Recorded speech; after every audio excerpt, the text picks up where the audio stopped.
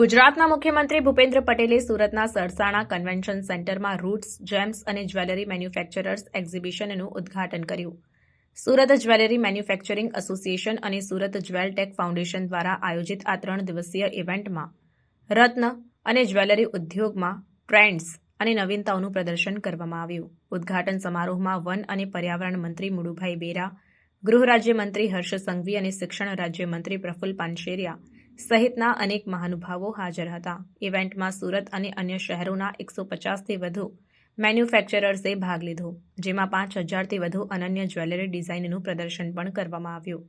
પ્રદર્શનનો મુખ્ય ઉદ્દેશ્ય જ્વેલરી મેન્યુફેક્ચરિંગ ઉદ્યોગને વૈશ્વિક પ્લેટફોર્મ પ્રદાન કરવાનો અને ઉદ્યોગના સ્ટેક હોલ્ડર્સ વચ્ચે વ્યાપારિક જોડાણોને પ્રોત્સાહન આપવાનો હતો. મુખ્યમંત્રી ભૂપેન્દ્ર પટેલે તેમના ઉદ્ઘાટન ભાષણમાં ગુજરાતની અર્થવ્યવસ્થામાં રત્ન અને જ્વેલરી ક્ષેત્રના મહત્વ પર ભાર મૂક્યો. તેમણે સુરતની હીરા કટિંગ અને પોલિશિંગ કુશળતાની પ્રશંસા કરી, જે માટે શહેર પ્રખ્યાત છે. આ પ્રદર્શન જ્વેલરી મેન્યુફેક્ચરર્સની કુશળતા અને સર્જનાત્મકતાનું પ્રમાણ છે. તે માત્ર હસ્તકલાની સુંદરતાને જ નહીં હાઇલાઇટ કરતું, પરંતુ વૈશ્વિક બજારમાં સ્થિતિને પણ મજબૂત બનાવે છે, તેમ જણાવવામાં આવ્યું.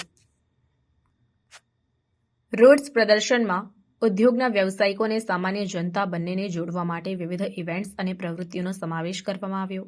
હાજર રહેલા લોકો તાજેતરના જ્વેલરી ટ્રેન્ડ્સને શોધી શક્યા, નવી ટેકનિક્સ અને ટેકનોલોજી પર વર્કશોપમાં હાજરી આપી અને ક્ષેત્રના અન્ય વ્યવસાયિકો સાથે નેટવર્ક કરી શક્યા. પ્રદર્શનમાં B2B એટલે કે બિઝનેસ ટુ બિઝનેસ અને બિઝનેસ ટુ કન્ઝ્યુમર નેટવર્કિંગ સેશનનો પણ સમાવેશ કરવામાં આવ્યો, જે નવા વ્યાપારિક સંબંધો સ્થાપિત કરવા અને બજાર તકો શોધવા માટે પ્લેટફોર્મ પ્રદાન કરતું હતું.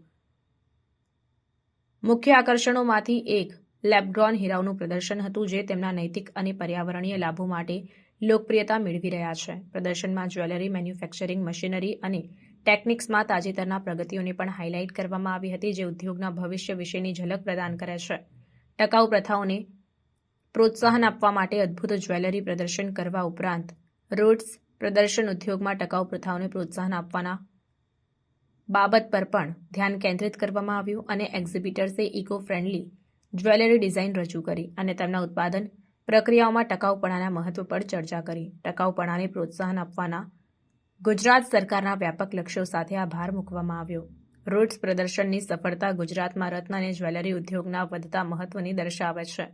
રાજ્ય સરકાર અને ઉદ્યોગ એસોસિએશનોના સમર્થન સાથે આવા ઇવેન્ટ્સ ઉદ્યોગમાં નવીનતા અને વૃદ્ધિને પ્રોત્સાહન આપવાનું ચાલુ રાખે છે. પ્રદર્શન પૂર્ણ થતાં ભાગ લેનારાઓએ વૈશ્વિક બજારમાં વધુ વિસ્તરણ અને સહકારની સંભાવનાઓને હાઇલાઇટ કરતા ભવિષ્ય વિશે આશાવાદ વ્યક્ત કર્યો.